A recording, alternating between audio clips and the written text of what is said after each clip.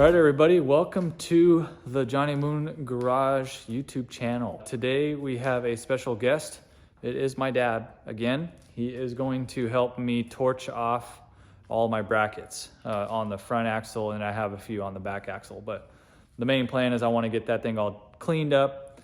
I'll hit it with a grinder another day, but I want to at least get the main brackets off. And then the only thing I'm going to keep is the shock tabs on them, on the front and rear. So that worked out. That's pretty much exactly where they're going to be anyways, so might as well not mess with them. Yeah, so today we'll just have my dad come over, try and explain how the oxy-settling torch operates, because mostly for my own self, I don't really, I can't remember how to ever use it because I don't use it that often, and there's a couple things you don't want to do, so I'll try and throw text in the video, you know, of like things that he's saying where you might not be able to say or hear what he's saying, and I'll kind of go over discussing the front suspension plans and a little hiccup I ran into with not being able to run into the barn's four-wheel drive shock towers, which I'm bummed about, but there's always a fix. Stay tuned and let's get these things burned off so I can keep on going.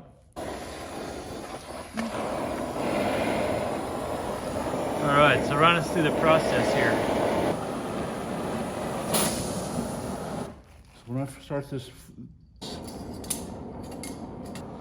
flame here with this, you can bring it up to where watch the flame will get away from the tip. Okay, you want to bring it back down to where it's touching the tip, where it's not coming out so fast like that. So you can set it, and then you'll be able to set it, and you get like that. Then you can set the oxygen. So we've got the settling set. This valve is open all the way down here, but this is the fine setting up here for the oxygen. And then we'll just bring it in to where that little flame is gone. See where we disappear? Yeah, it's not quite showing up on the camera, but yeah. And that's it right there. Yep. You looking good? Oh. So you gotta hit that. You hear that sound? That's pretty good.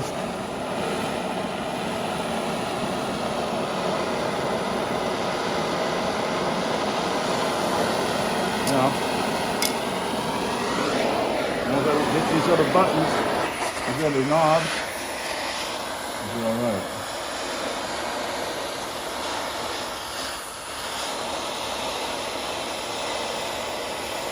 I'm just going to take this first one off up above high so that I can see when I take it down the rest of the way. So I don't want to cut into the axle. I want to be able to see when that's coming off, you know? Yep. And if you have to, you can weld the hole up, but you don't want to do it if you don't have to, right? And I just rest my torch right on the axle and push it, and it will go right through there.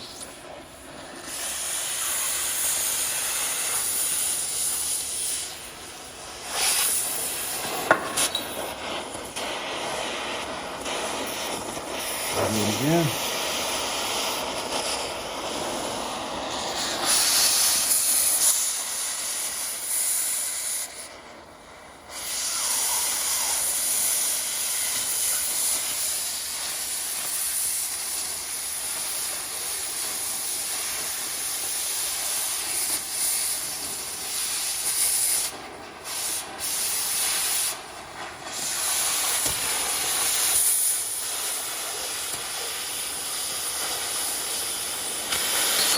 In there, although this should have enough heat in it now where it'll burn okay. It's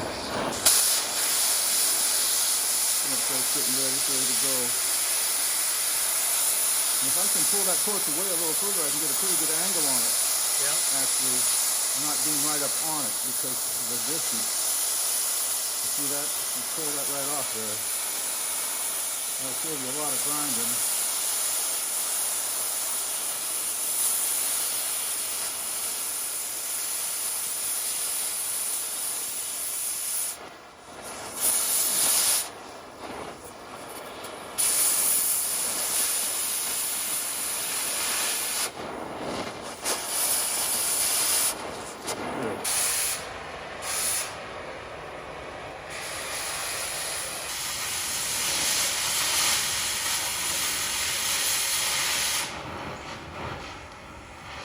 Got everything ground off for the front axle there, got it prettied up, and also got a piece of starter for my truss. I didn't have 3-inch, 1/4-inch flat stock, so I had to improvise and cut down a strip of the 4-inch down to 3-inch, so that took a little bit of time, but I didn't want to film any of that. That's boring. Just getting everything kind of just a basic truss so I can get some nice flat mounting space on the top. I'm going to go ahead and get this burned in, and then I'm going to add some pieces in between, like inside the truss itself, just maybe like 1 or 2 upright pieces, and then I'm going to go ahead and plate it totally so it's all boxed in. Pretty soon, hopefully I'll be able to get this thing bracketed up and get it under the Samurai pretty soon. So let's go ahead and get this burned in.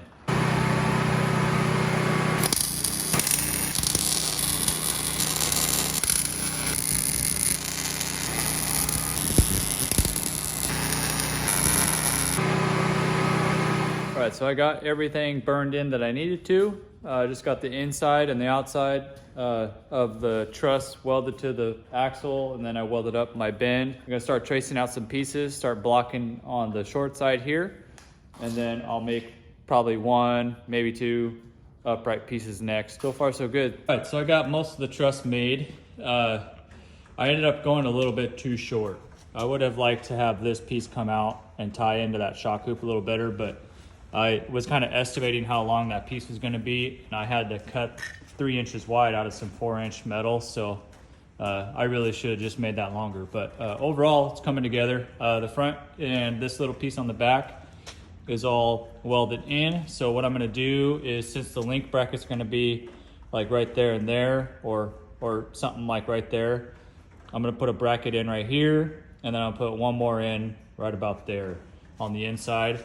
Then I'm going to go ahead and get it all painted, at least with some primer, just in case if it ever leaks through for any reason. There's no inside moisture developing. Yeah, then I'll get the backside capped off. I've already got that piece made, and go ahead and get the axle kind of put under the Samurai. I'll probably put the tires on it so I can kind of see where things are going to line up, and I'm pretty sure I'm going to have to outboard my upper links.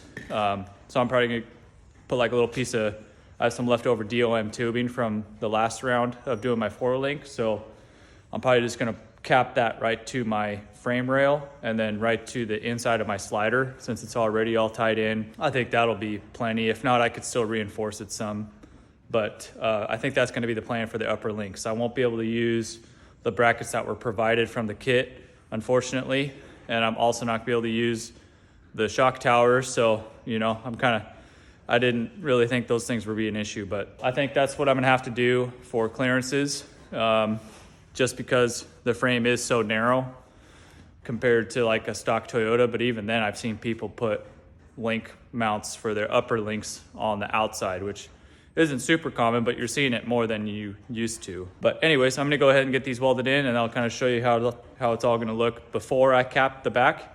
And then, yeah, get some paint on it, put the cap on, and keep on going.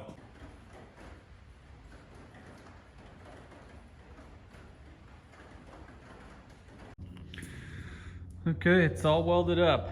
I got the brackets kind of just laying on there. I was wondering what that vent hose was going to be in the way of my center line there, so I guess I have a minimum distance that I can go from my uppers. But I just realized that I think the link calculator is only for Windows computers, and I have a MacBook, so I don't know. It's been a few years, so maybe there's a version for the MacBooks now, but I don't think there is. So hopefully there is, because I was using my work computer and I don't have it on me during the weekends. So hopefully they have a version where I can use to plug in some numbers just to get a rough idea. I'll have a tube that runs from the front of my slider far back as I can get to my stiffener that I welded on. I'd rather weld onto like a 1/4-inch plate than what the stock frame rail is. It might look a little weird, but I really don't care. I think it'll look fine when it's all in, but it's really all I can do, so I don't have an option. And then I'll do some tabs off that tube. Hopefully soon. I might take the jack stands off the back there. I don't really want to, but I might need to put the rear tire back on to see exactly where I was for my numbers, if I do have that link calculator. If I don't, it's gonna be close enough. As long as I know what my anti-squat and anti-dive is, most importantly, or at least a rough idea, especially with having the links so far outboard now for the uppers. I don't know what that's gonna do because I didn't do anything like that before. And then honestly, once I get the axle under there and my air shocks mounted, which I think they have a little bit of a charge in them, I should be able to have this thing actually cycle through some movement. So, and then after that, really all that will be left will just be mounting my air bumps and then installing the hydro on the front axle, and then that's pretty much wraps it up. I do have to clean it up a little bit, obviously. It's greasy on one end. I got some new sealant. I got some new wiper arm seals that I'm gonna put on. They're like the heavy duty ones from Trail Gear, I think. But other than that, it's pretty much gonna be just putting the pieces together. Just thanks for watching again, and we'll see you next time on another episode of Johnny Moon Garage. So stay tuned, and we'll get this thing done here pretty soon.